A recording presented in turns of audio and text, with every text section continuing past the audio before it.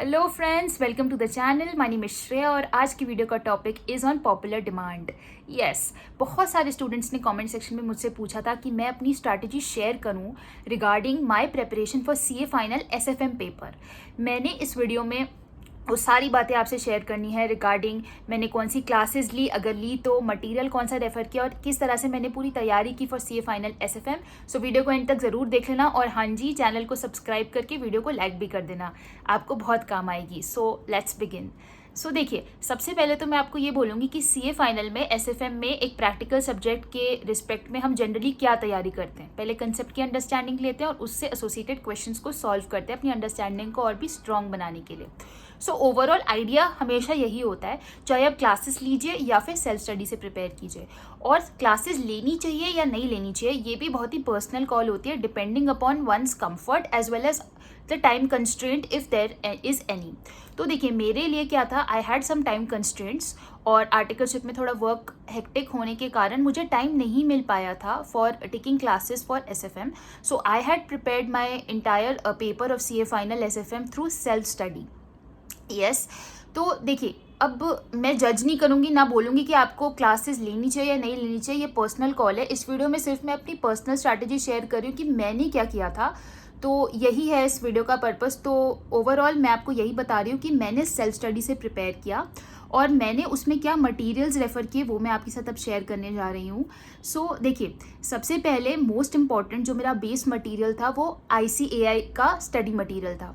अगर आप ICAI के स्टडी मटेरियल को देखोगे तो आप रियलाइज़ करोगे कि उसको इस तरह से ड्राफ्ट किया गया है along with the language, so that अगर कोई भी स्टूडेंट सेल्फ स्टडी से पढ़ना चाहे तो वो ईजिली कंसेप्चुअली उसको अंडरस्टैंडिंग के साथ चीज़ों को समझ सकता है।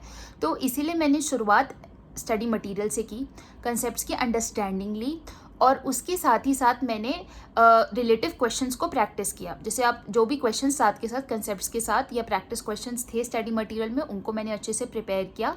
और जनरली क्या मैं करती थी कि इस चैप्टर के एंड में कुछ क्विक पॉइंटर्स फॉर रिवीजन होते थे स्टडी मटेरियल में, तो मैं उनको भी ज़रूर मतलब हाईलाइट करके रखती थी कि भाई वो सारी चीज़ें at the end of this chapter जो क्विक पॉइंटर्स फॉर रिवीजन है, कम से कम अगर वो मुझे समझ में आ रहे तो शायद मैं राइट ट्रैक पे हूँ। इस तरह से मैं अपनी तैयारी को असेस कर लेती थी। तो ये कर लिया, स्टडी मटेरियल को अच्छे से कर लिया, साथ में क्विक पॉइंटर्स को कंसिडर करके क्वेश्चंस को प्रैक्टिस कर लिया। पहले तो मैं ये करती थी।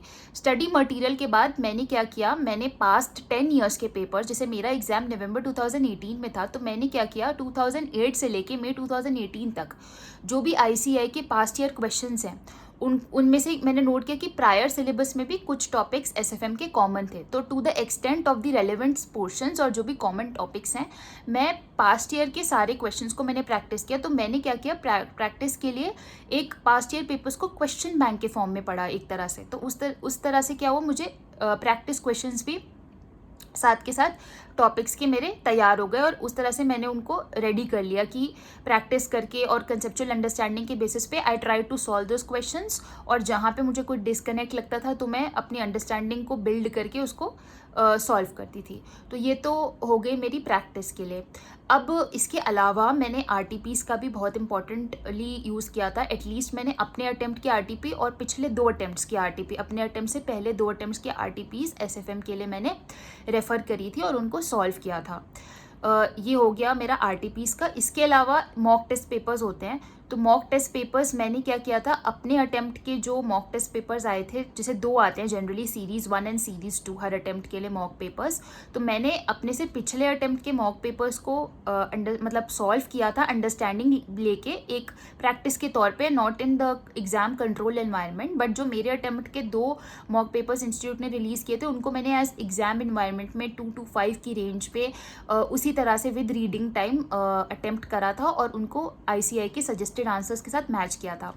तो इससे मैंने ये रियलाइज़ किया कि जहाँ जहाँ मेरे कमियाँ थी वो मैं सजेस्टेड आंसर से कंपेयर करके फिल करती थी, चाहे वो प्रेजेंटेशन के पॉइंट ऑफ व्यू से हो या फिर कहीं पे कंसेप्चुअल गैप्स हो, तो उनको मैं उस हिसाब से फिल करती थी।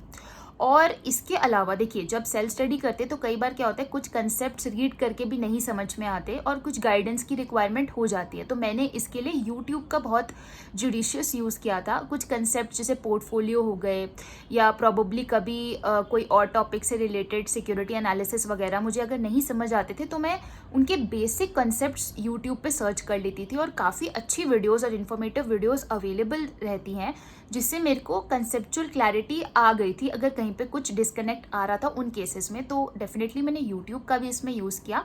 और तीसरा, मैंने एक चीज़ और की थी कि ऑनेस्टली मुझे फॉरेक्स और डेरिवेटिव्स का जो चैप्टर है उसमें कई बार बीच में कुछ कुछ अंडरस्टैंडिंग में डिस्कनेक्ट आ रहा था, कुछ प्रॉब्लम्स आ रही थी, मुझे शायद करेंसी स्वैप वगैरह खुद से नहीं समझ आ रहा था।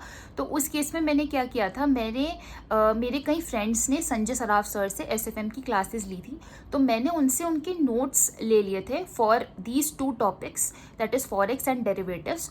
और उसमें मैंने फिर नोट्स से पढ़ा और मैंने देखा कि उन्होंने क्या किया हुआ था कि टॉपिक के बाद क्वेश्चंस वो सॉल्व कराते हैं। तो उस तरह से मैंने टॉपिक के अंडरस्टैंडिंग ली, सॉल्व किए क्वेश्चंस, और बहुत ही लिमिटेड, मतलब मैंने कंसेप्चुअल बेसिस के लिए उसको यूज़ किया था, नॉट फॉर फुल प्रैक्टिस। मतलब मैंने कंसेप्ट्स अंडरस्टैंड किए थे नोट्स से, कंसेप्ट अंडरस्टैंड किया, उसका जो उन्होंने एग्जाम्पल वो साथ में कराते थे उसको अंडरस्टैंड किया, सो दैट मेरी इससे कंसेप्ट क्लियर हो गए।